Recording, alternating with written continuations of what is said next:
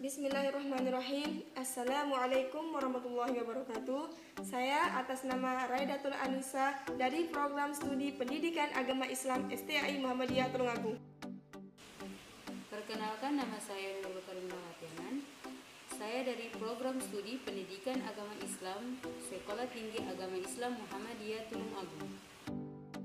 Perkenalkan, nama saya Siti Safira Lobar dari Prodi Studi Pendidikan Agama Islam STAI Muhammadiyah Tulungagung.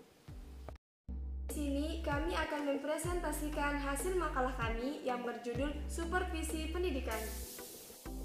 Etimologi kata supervisi diambil dalam perkataan bahasa Inggris, yaitu supervision, yang artinya pengawasan. Supervisi merupakan suatu kegiatan pemeriksaan, pengawasan, dan penilaian. B. Konsep supervisi pendidikan. Ada bermacam-macam konsep supervisi pendidikan. Secara historis, mula-mula diterapkan konsep supervisi yang bersifat tradisional, yaitu pekerjaan inspeksi, mengawasi dalam pengertian mencari kesalahan dan menemukan kesalahan dengan tujuan untuk diperbaiki.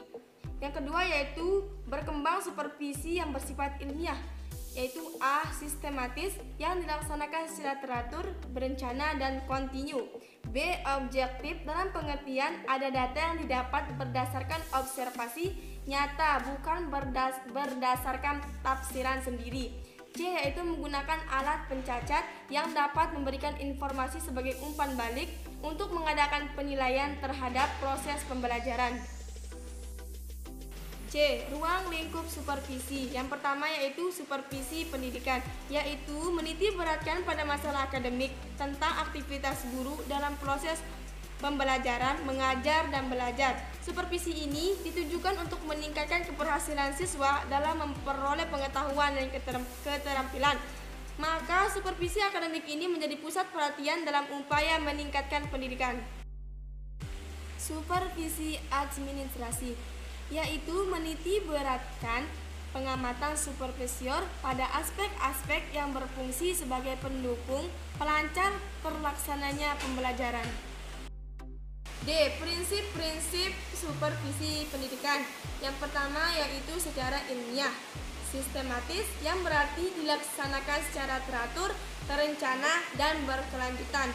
Objektif yaitu data yang diperoleh berdasarkan hasil observasi nyata. Yang kedua yaitu demokratis, ialah menjunjung tinggi asas musyawarah, memiliki jiwa kekeluargaan yang kuat, dan sanggup menerima pendapat orang lain. Yang ketiga yaitu kooperatif, dapat melakukan kerjasama kepada seluruh staf yang berkaitan dengan supervisi dalam pengumpulan data, analisa, dan perbaikan pengembangan proses pembelajaran. Yang keempat yaitu konstruktif dan kreatif, yaitu membina inisiatif guru dan mendorong guru untuk aktif dalam menciptakan suasana pembelajaran yang menimbulkan rasa aman dan bebas mengembangkan potensi-potensinya.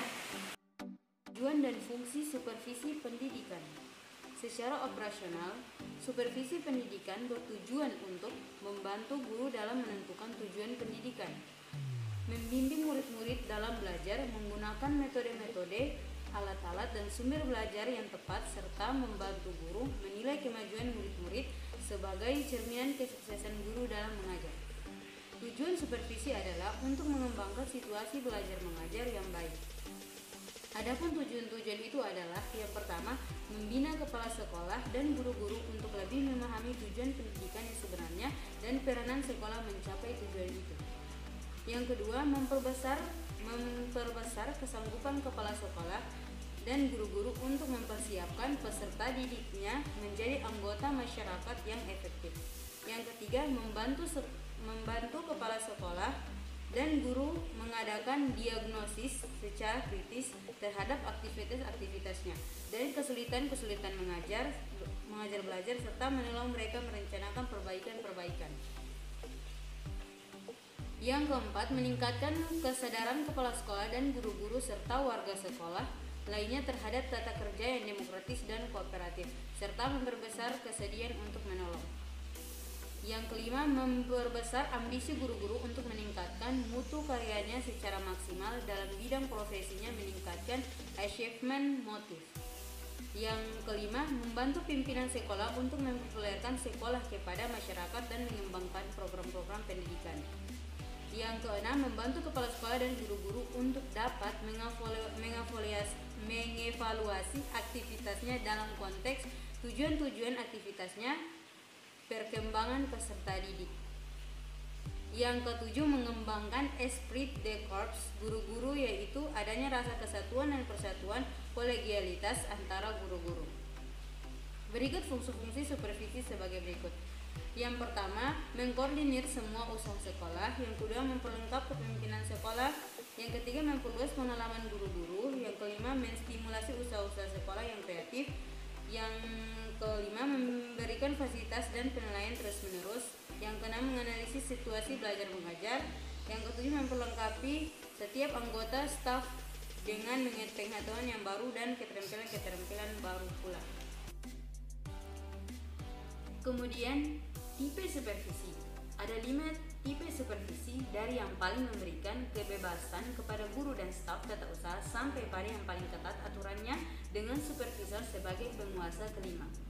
Tipe-tipe supervisi tersebut adalah: yang pertama, tipe inspeksi. Tipe seperti ini biasanya terjadi dalam administrasi dan model kepemimpinan yang otokratis, mengutamakan pada upaya mencari kesalahan orang lain, bertindak sebagai inspektor yang bertugas mengawasi pekerjaan guru.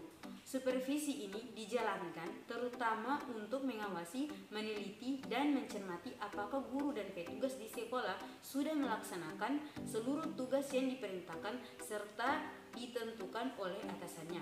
Kemudian yang berikut, tipe training dan guidance. Tipe ini diartikan sebagai memberikan latihan dan bimbingan. Hal yang positif dari supervisi ini yaitu guru dan staf tata usaha selalu mendapatkan latihan dan bimbingan dari kepala sekolah. Kemudian yang berikut, tipe demokratis. Selain kepemimpinan yang bersifat demokratis, tipe ini juga memerlukan kondisi dan situasi yang khusus. Tanggung jawab bukan hanya seorang pimpinan saja yang memegangnya, tetapi didistribusikan kepada para anggota atau warga sekolah sesuai dengan kemampuan dan keahlian masing-masing. Kemudian yang berikut, jenis-jenis supervisi pendidikan. Jenis supervisi ada 3, yaitu supervisi umum, supervisi pengajaran, dan supervisi klinis. Yang pertama, supervisi umum adalah supervisi yang dilakukan terhadap kegiatan-kegiatan atau pekerjaan secara tidak langsung berhubungan dengan usaha perbaikan pengajaran, seperti supervisi terhadap kegiatan pengelolaan bangunan dan perlengkapan sekolah atau kantor-kantor. Pendidikan, supervisi terhadap pengelolaan administrasi kantor. Kemudian tipe demokratis. Selain kepemimpinan yang bersifat demokratis, tipe ini juga memerlukan kondisi dan situasi yang khusus. Tanggung jawab bukan hanya seorang pemimpin saja yang memegangnya, tetapi didistribusikan kepada para anggota atau warga sekolah sesuai dengan kemampuan dan keahlian masing-masing. Kemudian jenis-jenis supervisi pendidikan. Yang pertama, supervisi umum. Supervisi umum adalah supervisi yang dilakukan terhadap kegiatan-kegiatan atau pekerjaan secara tidak langsung berhubungan dengan usaha perbaikan pengajaran, seperti supervisi terhadap kegiatan pengelolaan bangunan dan perlengkapan sekolah atau kantor-kantor pendidikan, seperti terhadap pengelolaan administrasi kantor, supervisi keuangan sekolah atau kantor pendidikan, dan sebagainya. Sedangkan supervisi pengajaran adalah kegiatan-kegiatan kepengawasan yang ditujukan untuk memperbaiki kondisi-kondisi baik personil maupun material yang memungkinkan terciptanya situasi belajar mengajar yang lebih baik dan tercapainya tujuan pendidikan. Kemudian yang terakhir, supervisi klinis. Supervisi klinis merupakan bagian dari supervisi pengajaran. Dikatakan supervisi klinis karena prosedur pelaksanaannya lebih ditekankan pada mencari sebab atau kelemahan yang terjadi dalam proses pembelajaran. Dan kemudian secara langsung pula diusahakan sebagaimana cara memperbaiki kelemahan atau kekurangan tersebut. Sama halnya seperti seorang dokter yang akan mengobati pasiennya. Peranan supervisi pendidikan. Peran utama supervisi adalah sebagai koordinator, konsultan, pemimpin kelompok, dan evaluator. 1. Sebagai koordinator, tugasnya ialah mengkoordinasikan program belajar dan mengajar serta tugas anggota. 2. Sebagai konsultan, tugasnya memberi bantuan, mengkonsultasikan masalah yang dialami oleh guru secara individu dan kolektif. 3. Sebagai pemimpin kelompok, tugasnya memimpin sejumlah staf guru dalam mengembangkan potensi kelompok saat mengembangkan kurikulum mata pelajaran dan kebutuhan profesional guru secara bersama-sama. 4. Sebagai evaluator, tugasnya membantu guru dalam menilai hasil dan proses belajar, menilai kurikulum yang sedang dikembangkan, juga belajar menata diri sendiri. Objek supervisi pendidikan. Beberapa objek supervisi pendidikan mencakup pada 5 aspek utama, yakni yang pertama, pembinaan, kedua, peningkatan kualitas kurikulum, 3, perbaikan proses PBM, 4, mengembangkan kualitas dan layanan staf, 5, pemeliharaan dan perawatan moral dan semangat pendidikan. Adapun beberapa objek supervisi dan dipandang ada 2 kelompok utama, yakni pembinaan personel, yaitu guru, tenaga kependidikan dan kepala sekolah, serta peserta didik. 1. Kepala sekolah. Kepala sekolah merupakan bagian penting dari satu satuan pendidikan atau sekolah, di mana kepala sekolah merupakan pemegang tinggi dan penanggung jawab, sehingga kepala sekolah menjadi objek supervisi dengan pertimbangan bahwa model dan cara kepemimpinan dalam sekolah membentuk PBM dan mutu sekolah. B.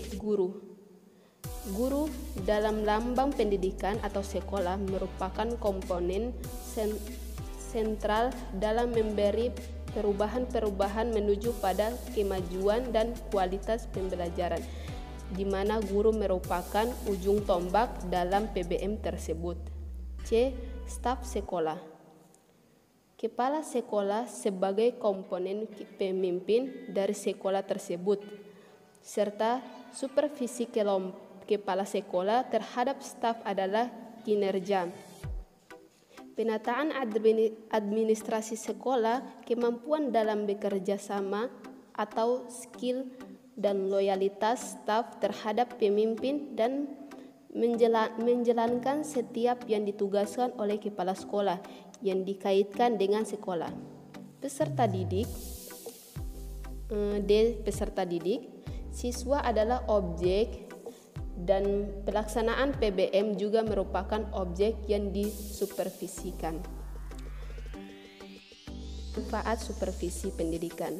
Supervisi pada hakikatnya mempunyai manfaat yang sangat luas, seperti 1. Penelitian untuk memperoleh gambaran yang jelas dan objektif tentang satu satuan pendidikan. 2. Penilaian lebih menekankan pada aspek daripada negatifnya. 3. Perbaikan dan mengetahui bagaimana situasi pendidikan atau pengajaran pada umumnya di suatu belajar mengajarnya. 4. Pembinaan berupa bimbingan karena pembinaan diri yang disupervisi. Kesimpulan dari makalah ini ialah 1. Supervisi adalah upaya yang dilakukan oleh para penguasa untuk melihat kinerja personalia dan melakukan perbaikan-perbaikan terhadap salah satu bagian kinerja yang tidak maksimal dalam menunjukkan kinerjanya. Dan ini berdasarkan dari berbagai pendapat. 2. Dalam melaksanakan tugas profesional sebagai supervisi harus memiliki prinsip-prinsip baik dia kepala sekolah, pemilik, atau penguasa sekolah. 3. Peranan dalam supervisi pendidikan membantu guru dalam menilai hasil dan proses belajar, menilai kurikulum yang sedang dikembangkan, juga belajar menata diri sendiri. 4. Manfaat supervisi pendidikan untuk memperoleh gambaran yang jelas dan objektif tentang suatu situasi pendidikan, mengetahui bagaimana situasi pendidikan atau pengajaran pada umumnya ditulis